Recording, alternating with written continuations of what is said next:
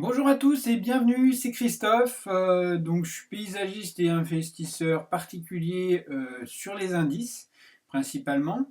Et aujourd'hui on va faire une petite vidéo pour faire le point, pour savoir si la crise est terminée.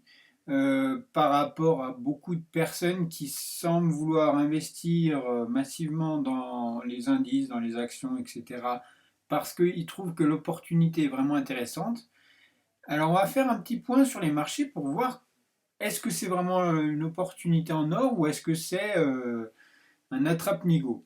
Alors la première chose, on va faire un peu le tour du PIB hein, en France, aux États-Unis, etc. Et un comparatif par rapport à la crise de 2008, crise des subprimes. En France, le PIB en 2008-2009 est descendu à moins 2,87%, d'accord?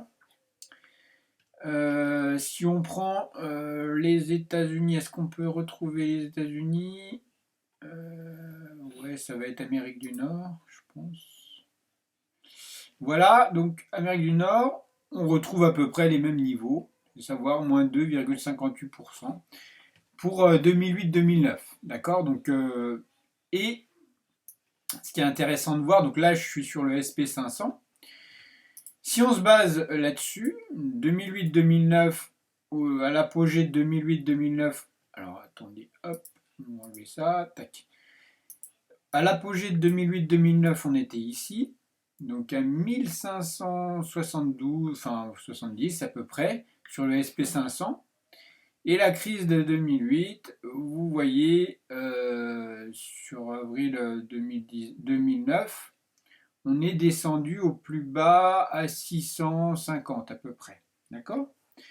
Donc 650, ça fait un retracement de 900, presque 1000 points, donc 2 tiers du cours. D'accord?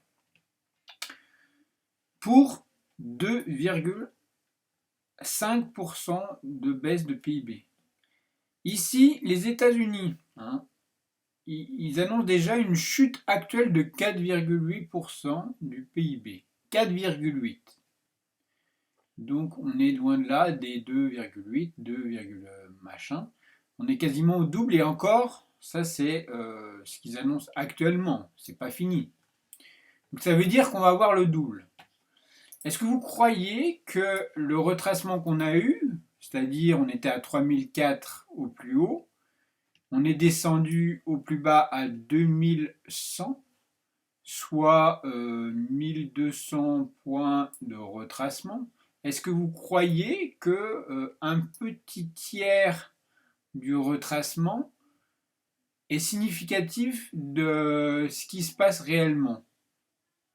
Alors bien sûr, la Fed ajoute énormément, soutient l'économie, et heureusement, parce que sinon on serait déjà à ce niveau-là. Mais est-ce que vous croyez que la crise est finie par rapport à ça? Moi, je ne le crois pas. Si on voit, et que ça fait la même chose qu'en 2008-2009, logiquement, on devrait poursuivre la baisse, et ça ne tient qu'à moi. On devrait poursuivre la baisse au moins 1500, voire les points bas ici. Moi, je suis plutôt optimiste par rapport à ça, mais il faut au moins que ça retrace au moins de la moitié, voire les 2 tiers comme on a vu. Donc 2 tiers, on arriverait aux 1000 points à peu près. Donc qu'est-ce qui s'est passé maintenant? Voyons les indicateurs en daily. Non, en weekly, c'était plus intéressant. En weekly, alors, hop, on va mettre comme ça. Voilà la crise. Donc qu'est-ce qu'on a eu? Ici, t'as coronavirus, une semaine de baisse, 2 semaines, 3 semaines, 4 semaines, 5 semaines de baisse. Stabilisation, d'accord? Et on a eu 1, 2, 3, 4 semaines de hausse. D'accord? Donc ça, c'est ce qu'on a observé sur les marchés, la grosse baisse qu'on a eue. Et donc en gros 5 semaines de baisse, 5 semaines de plus ou moins hausse, on va dire. Et vous voyez que la baisse sur 5 semaines est deux bonnes fois plus importante que la hausse de 5.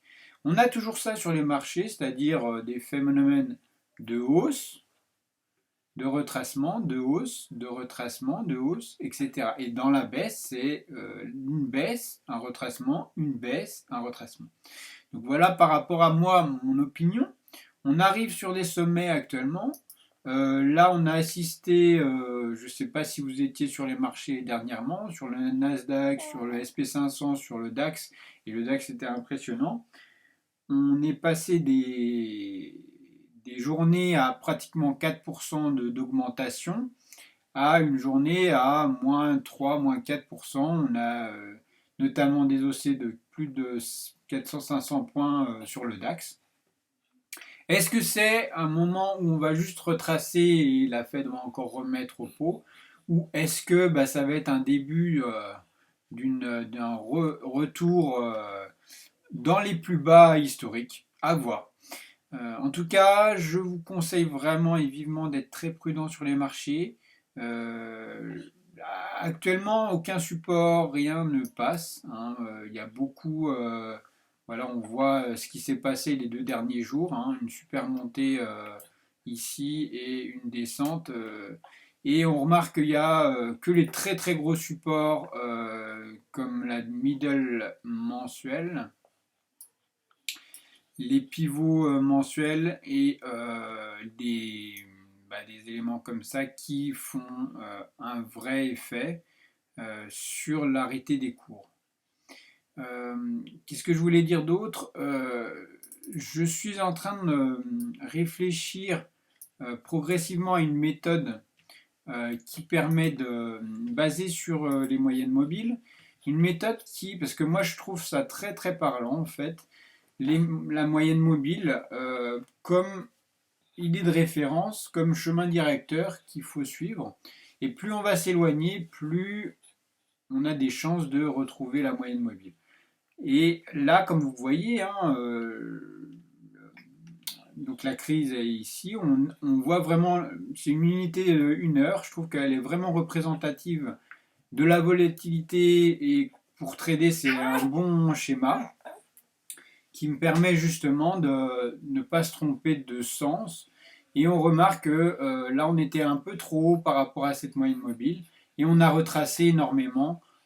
Et vous voyez que là, le point bas devrait être racheté, notamment par la Fed, la BCE, etc. Donc voilà, écoutez, je vous souhaite de bons trades à tous, un bon week-end, un bon 1er mai et à bientôt.